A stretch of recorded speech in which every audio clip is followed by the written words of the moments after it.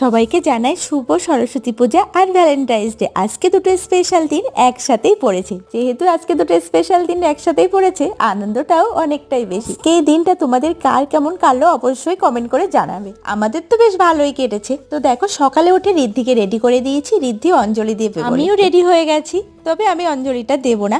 যাই হোক, এই দিনটা না ছোটবেলার কথা ভীষণই মনে আসে।